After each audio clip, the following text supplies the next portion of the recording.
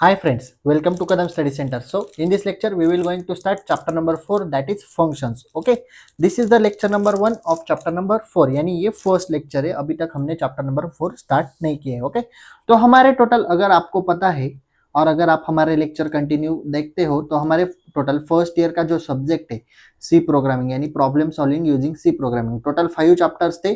5 में से हमारे कितने हो गए?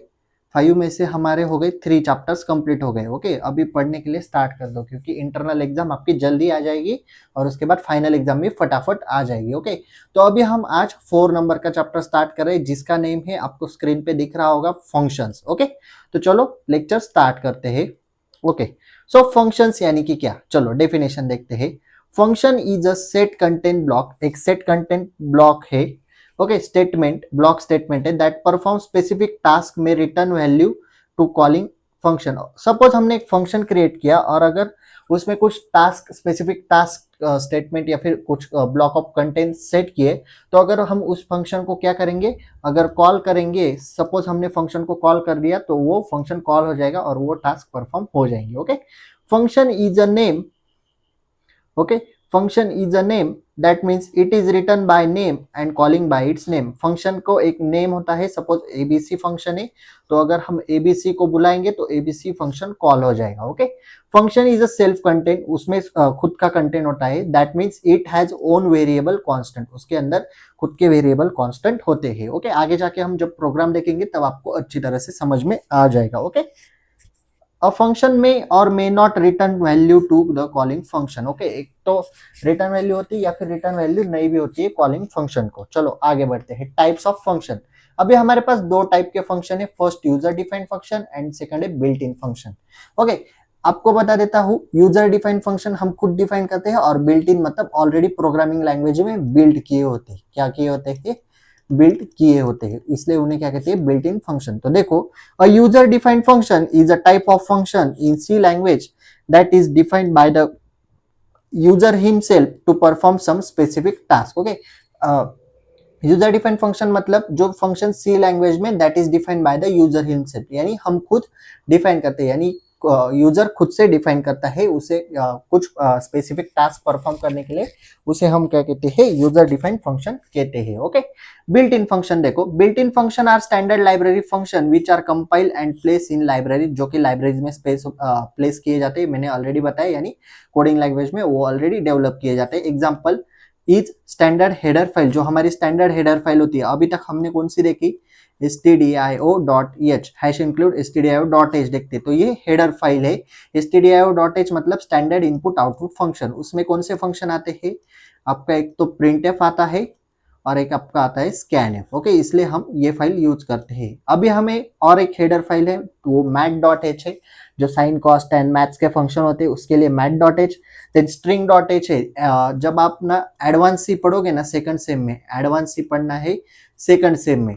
ओके, सेकंड सेम में तब आपको स्ट्रिंग फंक्शन से, ओके, स्ट्रिंग करके चैप्टर है उसमें आप string.h हेडर फाइल यूज करोगे और एक हेडर फाइल है ctype.h. ओके, तो ये सारे बिल्ट इन फंक्शन होते हैं. आगे देखो, फंक्शन डिक्लेरेशन. अभी फंक्शन डिक्लेयर कैसे करते हैं? Okay, just wait for second. Okay, it is also called function prototype. Function declaration को हम क्या कहते हैं? Function prototype. There is a semicolon at the end of function. Function के लास्ट में क्या होता है? सेमीकोलन होता है. तो देखो, return type, function type and argument list, semicolon syntax है फंक्शन का. ओके, आपको प्रोग्राम में और अच्छी तरह से समझ में आएगा. तो देखो, the function that do not return in the value, जो फंक्शन वैल्यू में रिटर्न किया नहीं जाता है, can be define as a void. Okay, उसे हम वॉइड की तरह यूज करते हैं. वॉइड यानी कि क्या? नल यानी एम्प्टी. ओके, तो फंक्शन डेफिनेशन देखो, सिंटैक्स देखो, रिटर्न टाइप फंक्शन देते हैं आर्गुमेंट लिस्ट. ओके, जो हमने फंक्शन डिक्लेरेशन में पढ़ा, करली ब्रैकेट में ओपन होता है, यहाँ पे वेरिएबल डिक्लेयर करते हैं, यहाँ पे स्टेटमेंट लिखते हैं एंड लास्ट में रिटर्न आंसर. ओके, तो ये सिंटैक्स लर्न करके देखो, फंक्शन डेफिनेशन पूछा तो काम में आएगा. तो देखो, the first line of the function definition is called function header. Okay, function definition की जो फर्स्ट लाइन है, यानी कि ये वाली, उसे हम क्या कहते हैं? हेडर कहते हैं. Okay, the first function header and the function prototype are similar. Function header और फंक्शन प्रोटोटाइप सिमिलर है, but there is no semicolon at the end of function header. तो यहाँ पे सेमीकोलन आपको दिख रहा होगा, देखो कहाँ पे? फंक्शन डिक्लेरेशन में यानी फंक्शन प्रोटोटाइप में, लेकिन फंक्शन डेफिनेशन में सेमीकोलन है क्या? नहीं है, इसलिए दोनों सेम है but no semicolon at the function definition, वो यहाँ पे बताया गया है। फंक्शन डेफिनेशन यानी क्या, उसे ही हम क्या कहते हैं? Function header. Okay, so next topic है रिटर्न कीवर्ड। आपने कीवर्ड्स देखे कि कितने टाइप्स के कीवर्ड है? 32। ओके, उसमें से हमने बहुत सारे देखे। हमने व्हाइल देखा, ओके, हमने फॉर देखा, ओके, कौन कौन से देखे याद करो? डू व्हाइल देखा, डू व्हाइल, स्विच देखा, ऐसे बहुत सारे हमने पढ़े थर्ड चैप्टर में। अभी हमें एक कीवर्ड पढ़ना है रिटर्न। क्या नेम है? रिटर्न। ओके, जो मैं लिख रहा हूँ वो आपको दिख रहा है ना?